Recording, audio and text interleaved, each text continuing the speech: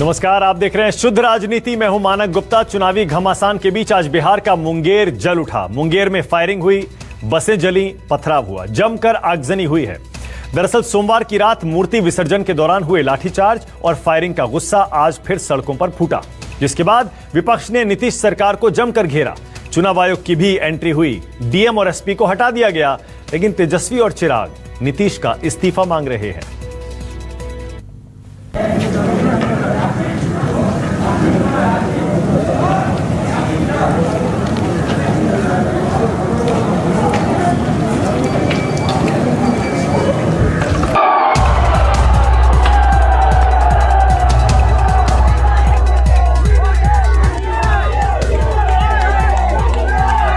हिंसा की आग में झुलस गया मुंगेर।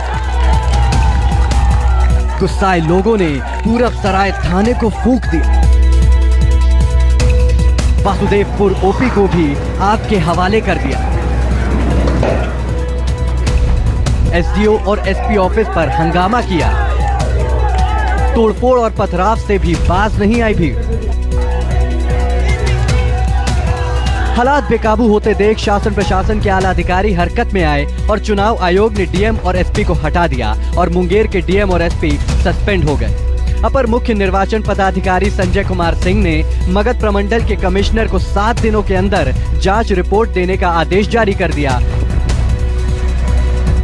मौके पर मौजूद डीआईजी मनु महाराज भी अब हालात के काबू होने का दावा कर रहे हैं। हालांकि इलाके में तनाव अब भी बरकरार है।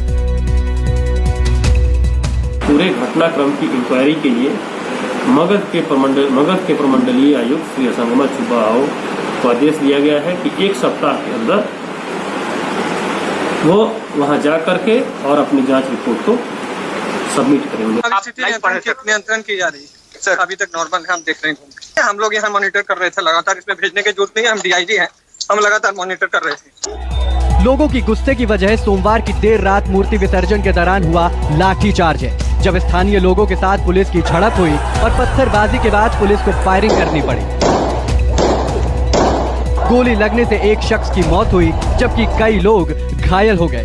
पुलिसिया कार्रवाई का वीडियो वायरल होने के बाद लोगों का गुस्सा एसपी लिपि सिंह पर फूटा। सोशल मीडिया पर लोगों ने लिपि सिंह को जनरल डायर बता दिया। सियासी लोग भी एसपी को जनरल डायर कहने लग गए। ये नीतीश कुमार और सुशील मोदी नहीं, ये निर्दयी कुमार और निर्मम मोदी की जोड़ी है। मुंगेर वासियों को न्याय देने की बजाय मुख्यमंत्री श्री नीतीश कुमार एसपी और डीसी को बचाने में लगे रहे, क्योंकि वहां की एसपी जदयू के एक बड़े नेता की बेटी है। गृह मंत्री की ज्यादा जिम्मेवारी बनती है, मुख्यमंत्री की ज्यादा जिम्मेदारी बनती है। मुख्यमंत्री के पास ही गृह डिपार्टमेंट है। इतने बेरहमी से पीटने का आदेश किसने दिया? किसने जनरल डायर करने को, डायर की हरकतों को दोहराने के लिए कहा गया? आखिर उनका गुनाह क्या था? ये तो जलियांवाला बाग को रिपीट किया इन लोगों ने। ना मुख्यमंत्री के निर्देश के ये गोली चल गई वहाँ पर। कैसे संभव है भैया? महिषासुरी जो सरकार यहाँ पर बैठी है, जिस तरीके से महिषासुरी सरकार यहाँ पर चला रहे हैं, आने वाले दिनों में राम भक्त दुर्गा भक्त खुद अपने आप बताएंगे कि इस महिषासुरी सरकार का वध वो कैसे करेंगे। दुर्गा प्रतिमा विसर्जन के दौरान हुए गोलीकांड के विरोध में चैम्बर ऑफ कॉमर्स ने मुंगेर बाजार बंद का आह्वान किया था और जिससे अधिकांश दुकानें बंद रही। फिलहाल मुंगेर का माहौल तनावपूर्ण है और चप्पे चप्पे पर सुरक्षा बलों की तैनाती है।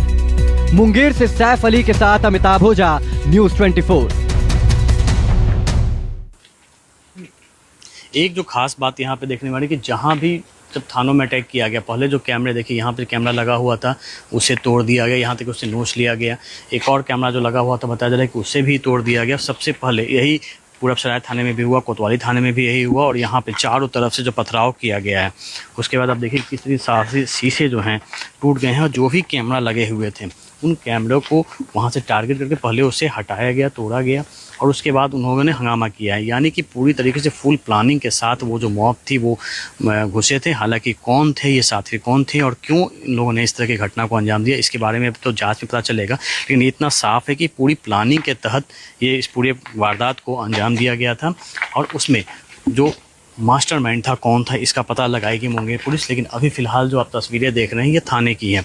जो दुकानें हैं उनमें लूटपाट नहीं हुई, लेकिन थानों को टारगेट करके इस तरह से क्यों किया गया है इसके बारे में आगे की जांच में पता चलेगा। लेकिन इतना तो साफ है कि जिस तरीके से लगातार मुंगेर पुलिस हथियार तस्करों के खिलाफ जो अभियान चला रही थी, यहाँ पे कई रैकेट जुड़े हुए थे जहाँ पे पिछले 1 साल से पुलिस लगातार काम कर रही थी।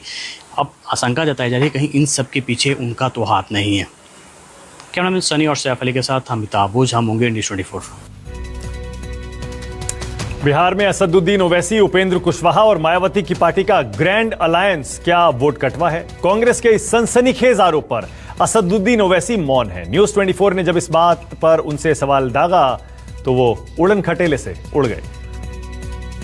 Owaisi and company Bharatiya Janata party के साथ खड़े हैं। कांग्रेस के इस संगीन आरोप पर न्यूज़ 24 ने हैदराबाद सांसद असदुद्दीन ओवैसी का जवाब मांगा, लेकिन ओवैसी ने इन आरोपों का कोई जवाब नहीं दिया। सवालों को टाल कर निकल गए असदुद्दीन ओवैसी। हो गया, सब सवाल कर चलिए। Thank you boss, thank you. मुस्लिम बाहुल सीमांचल में पहली बार पूरी ताकत से लड़े ओवैसी ने किशनगंज की एक सीट जीतकर खाता खोला, तो इस बार वो कई पार्टियों का मोर्चा बनाकर बिहार को विकल्प देने की बात कर रहे हैं। मायावती की पार्टी बीएसपी और उपेंद्र कुशवाहा की आरएलएसपी के साथ फ्रंट बनाकर चुनावी समर में कूदे ओवैसी लगातार अपनी सभाओं में बीजेपी, पीएम मोदी, कांग्रेस और आरजेडी पर हमला कर रहे हैं। अररिया के नरपतगंज विधानसभा क्षेत्र में चुनावी सभा को संबोधित करते हुए ओवैसी एक बार फिर से आक्रामक अंदाज में दिखे।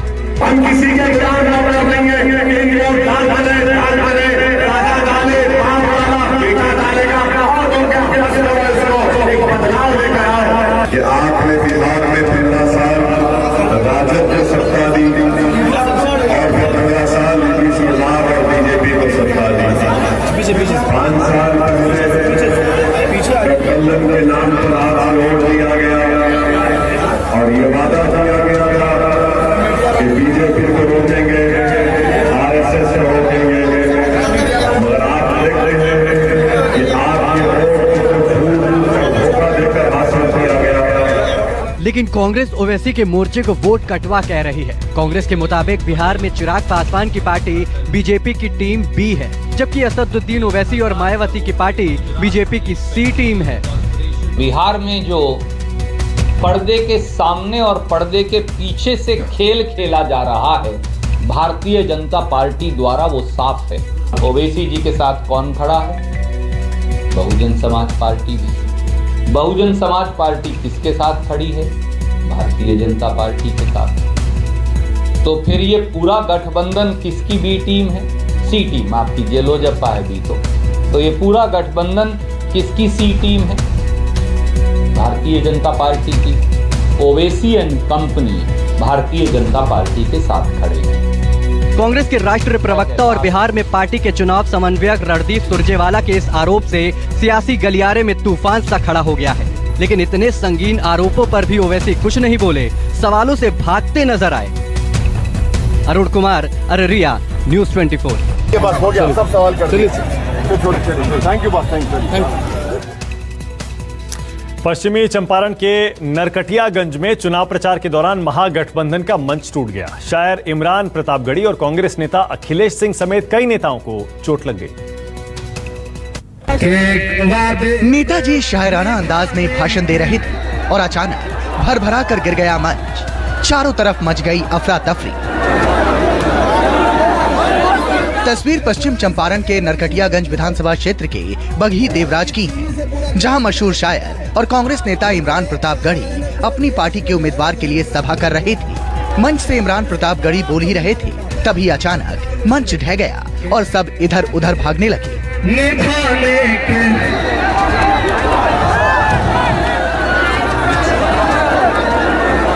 मंच पर इमरान प्रतापगढ़ी के साथ कांग्रेस नेता अखिलेश सिंह समेत कई वरिष्ठ नेता मौजूद थे और इन सभी को चोट आई।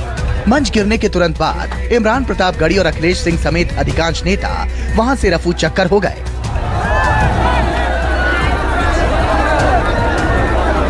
पटना से अमिताभ ओझा के साथ ब्यूरो रिपोर्ट, न्यूज़ 24। पंजाब में जारी किसान आंदोलन के साइड इफेक्ट्स अब दिखने लगे हैं। आंदोलन की वजह से राज्य में रेलवे की आवाजाही पूरी तरह से ठप हो गई है, जिससे मुसाफिरों के साथ ही जरूरी सामान की ढुलाई भी बंद है। इन सामानों में कोयला भी शामिल है, जिससे सप्लाई रुकने से पंजाब की बत्ती गुल होने के हालात पैदा हो गए हैं।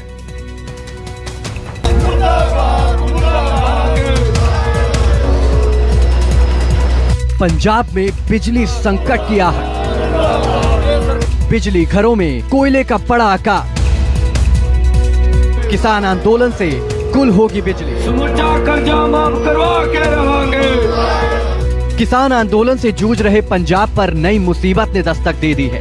राज्य के अधिकतर कोयले से चलने वाली बिजली घरों में कोयले का स्टॉक खत्म हो गया है। सूबे के अधिकतर थर्मल पावर प्लांट में मात्र 1-2 दिन का ही कोयला बचा है, जिससे बिजली उत्पादन पर संकट खड़ा हो गया है। स्टेट पावर कॉर्पोरेशन दूसरे राज्यों और केंद्रीय पुल से बिजली खरीद कर सप्लाई कर रहा है। खरीदी हुई बिजली पावर कॉर्पोरेशन को काफी महंगी पड़ रही है। पावर कॉर्पोरेशन लिमिटेड ने राज्य सरकार से बिजली खरीदने के लिए तुरंत 200 करोड़ रिलीज कराने की मांग की है। फार्मर्स एजिटेशन करके वो स्टॉक असी मेंटेन नहीं कर पा रहे।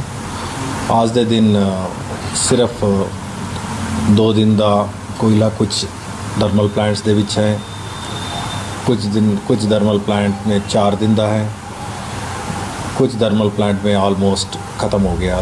पंजाब में रेलवे लाइन पर किसानों का आंदोलन चल रहा था, जिसकी वजह से कोयले की सप्लाई कराने वाली मालगाड़ियों की आवाजाही ठप हो गई है। कोयले की सप्लाई रुकने से थर्मल पावर प्लांट में ईंधन की कमी हो गई। हालांकि किसानों का दावा है कि उन्होंने गुड्स ट्रेनों के लिए पटरियां खाली कर दी हैं, लेकिन केंद्र सरकार जानबूझकर मालगाड़ियों को रोक रही है। किसानों ने रेल पटरियों से गुड्स ट्रेन के लिए पटरियां खाली कर दी हैं। किसान प्लेटफार्म पे आ गए हैं, तो लेकिन भारत सरकार इसको पॉलिटिकल इशू बना के पंजाब को गुड्स ट्रेन बंद कर दिए हैं। मालगाड़ियों की आवाजाही न होने से पंजाब की इंडस्ट्री में भी कोहराम मचा हुआ है। औद्योगिक नगरी लुधियाना के व्यापारियों का दावा है कि आंदोलन की वजह से अब तक 15,000 करोड़ का नुकसान हो चुका है। बाहर से आने वाला सैकड़ों टन लोहा हरियाणा बॉर्डर पर फंसा हुआ है। किसान वीर ने किया असि जो ट्रैक है गुड्स ट्रेनों वास्ते खोल देवांगे, ताकि फॉरन दे विच जाने वाले एक्सपोर्ट के ऑर्डर पूरे देश जाने वाले माल जो 4,000 कंटेनर रुके पे ने, 10,000 कंटेनर आम तो रुके पे ने, 70,000 टन लोहा जो बल्ले वगैरह हरियाणा च रुकिया हुआ, जिन्हें मिलें बंद हो जानिया, कोला रुकिया हुआ। पंजाब में हालात कितने खराब हैं, इसका अंदाजा इसी बात से लगाया जा सकता है कि पंजाब ने इस मामले में रेलवे से जल्द मालगाड़ियों को चलाने की मांग की है। हालांकि रेलवे बिना सुरक्षा मालगाड़ी चलाने के मूड में फिलहाल नहीं दिख रहा है, जिसकी वजह से कोयले की किल्लत और ज्यादा बढ़ने की आशंका जताई जा रही है। अगर हालात जल्द ही नहीं सुधरे तो जल्द ही पूरे राज्य में अंधेरा छाने की आशंका पैदा हो सकती है। न्यूज़ 24 के लिए विशाल अंग्रेश की रिपोर्ट। एक छोटे से ब्रेक के लिए यहाँ रुकेंगे, फौरन लौटेंगे। देखते रहिए न्यूज़ 24।